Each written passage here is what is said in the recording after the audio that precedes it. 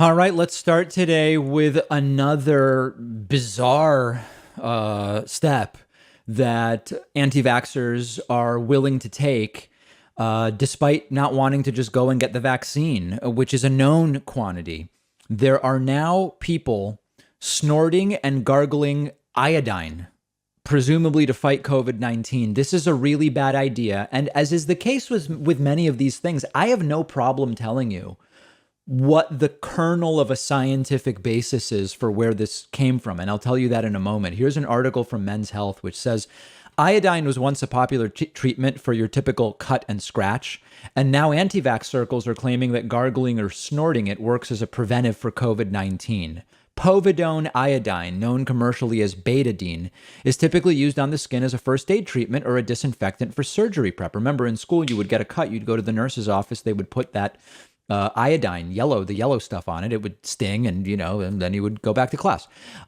Typically, the brand has also introduced a 0.5% mouth rinse meant to treat a mild sore throat, not to prevent COVID. On September 8th, a Twitter user claiming to be an ER doctor tweeted, and we will show you the tweet, "Don't get COVID. Prophylaxis is not that hard. Also, nasal spray with a couple of drops betadine in it, and gargle with original Listerine." So you see here, there are a bunch of things in the picture, which I will describe. There's vitamin C, there's melatonin, there is, I don't know what that thing in the middle is, zinc, vitamin D, and then adds nasal spray with betadine and gargle with original Listerine. Unfortunately, this is a disinfectant, as William Schaffner, doctor, professor of preventive medicine at Vanderbilt, says.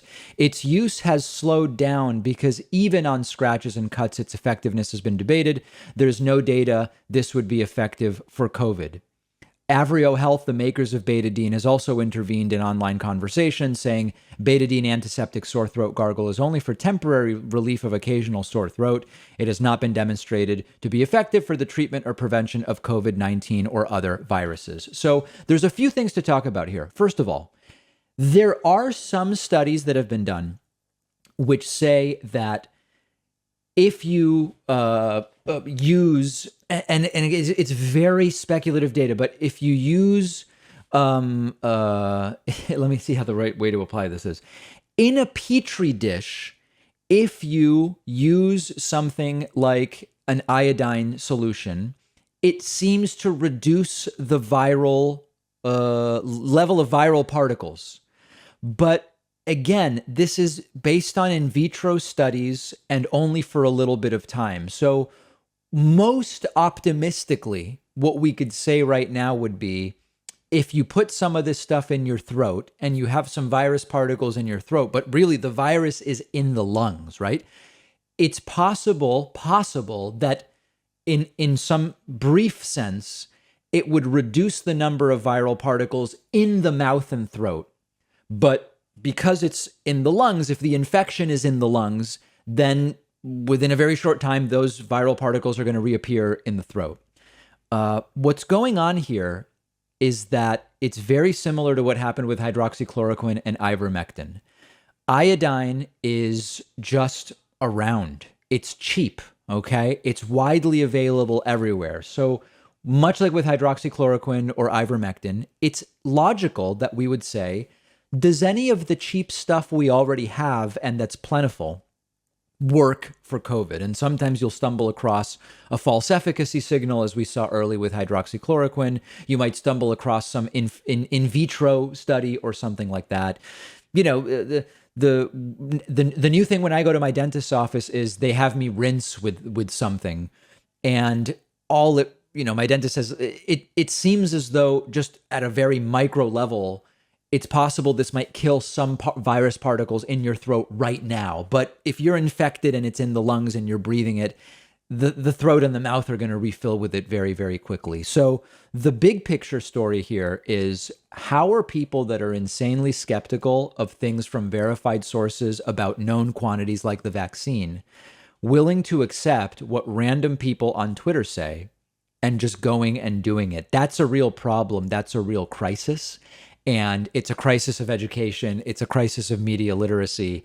But in the meantime, Don't snort and or gargle iodine solution. Not something you want to be doing. One of our sponsors is Aura. Think about all of your online accounts, finances, your devices. How are you protecting them? Hacking, data breaches, identity theft. These are bigger issues now than they've ever been before. Aura is a new type of security service. It protects your online data, your internet connection, your devices with one subscription.